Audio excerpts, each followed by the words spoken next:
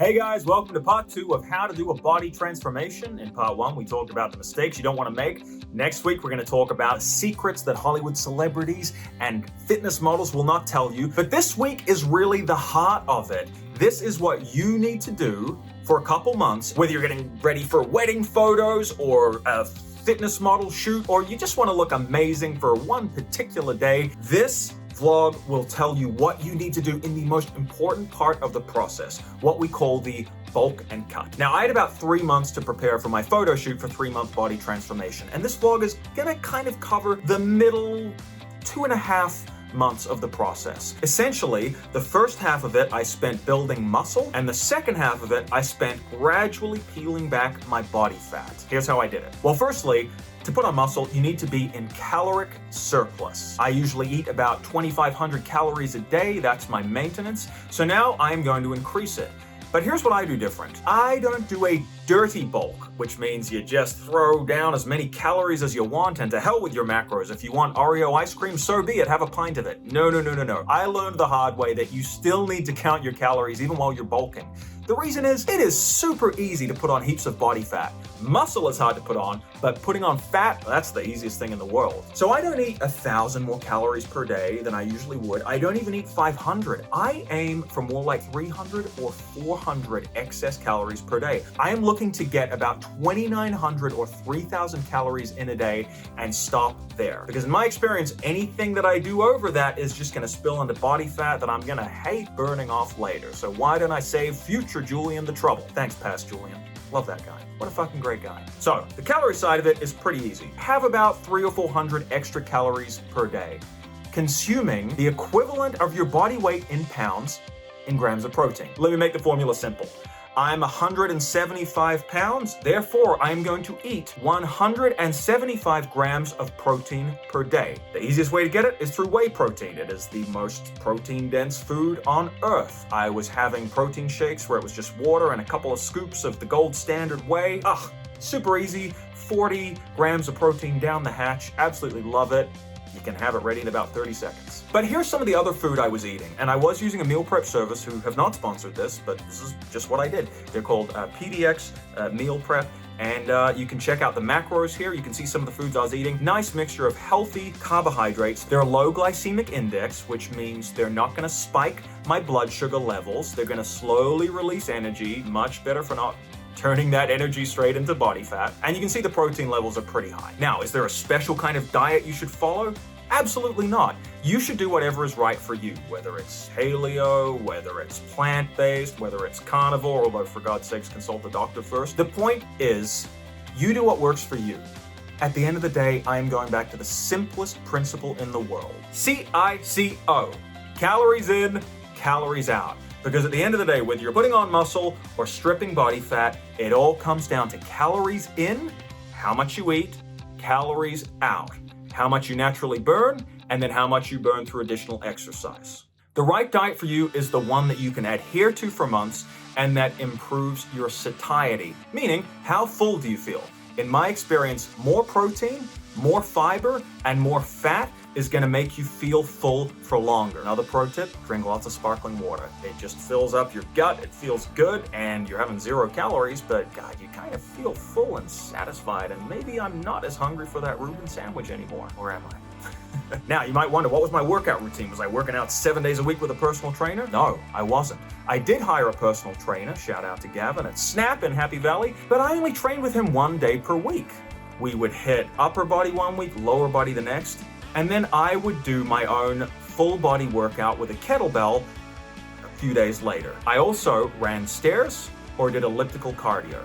That was it. I was doing 3 hard sessions per week, giving myself plenty of time to sleep and recover. And here's the thing, I got better results than the first time I did a body transformation, overtrained, didn't sleep enough. Sleeping more, probably the greatest hack of all. By the way, I do talk about all the secrets you need to be aware of and the mistakes you don't want to make in part 1. The link is below. Check it out. Sleep is definitely the most important part of this whole puzzle. Do not neglect it. Get your shut-eye. So a combination of a hard workout weekly with my personal trainer, a full-body kettlebell workout plus some mobility training, and then some super high-intensity cardio such as running stairs or doing elliptical intervals, that was keeping me on track. I was building muscle, and then I was starting to strip back fat when I implemented the new phase of my diet. And that was the cutting phase, where I reduced my calories by about 400 calories per day. So let's talk about a couple of techniques to help you do the cut period.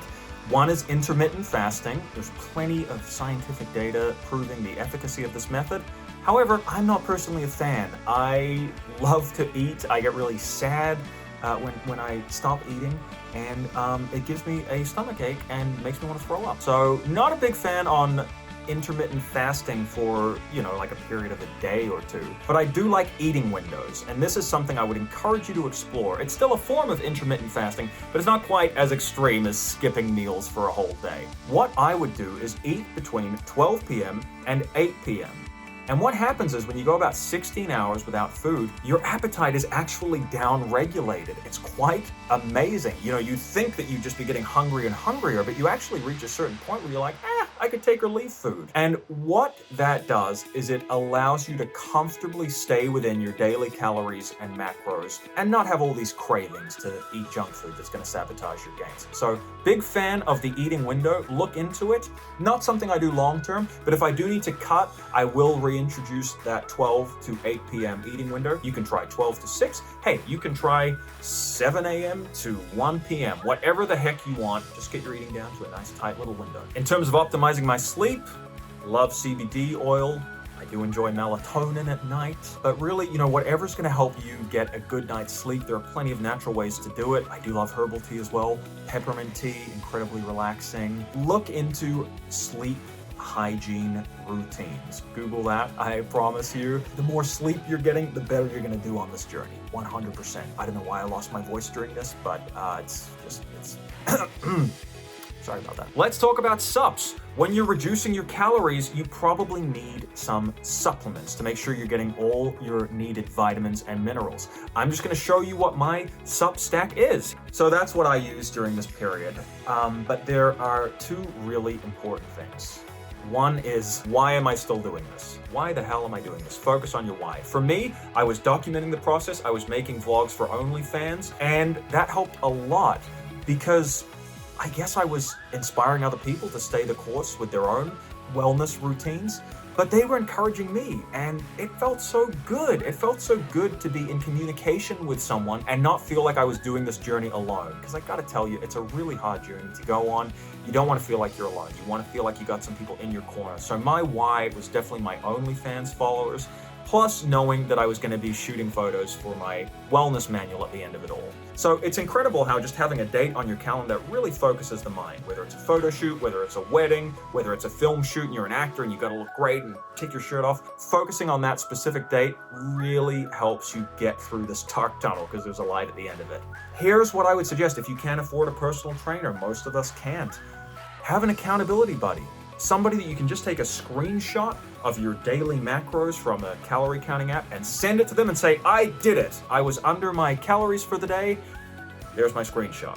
Just having one friend you can touch base with every day or every couple of days can be the difference between success and failure, because they're going to help you stay accountable during the really hard parts of this journey. It doesn't cost you a cent. You don't need a personal trainer. God bless them. We love personal trainers. But if you can't afford one, you could probably afford an accountability buddy because they are free. Look into that. Okay, guys, that brings us to the end of part 2. If you're following my plan, you should be looking pretty good by now. But in part 3, I'm going to reveal the secrets that people in Hollywood do not talk about. These are the hacks, if you will, that take you from looking great to looking stupidly great for your photo shoot. I'm gonna go into it all next week. Make sure you like and subscribe, most importantly, so you don't miss it. Guys, love having you here on this journey. Leave a comment below if you're getting value from this, and please send this video to someone you love who you think might benefit from it.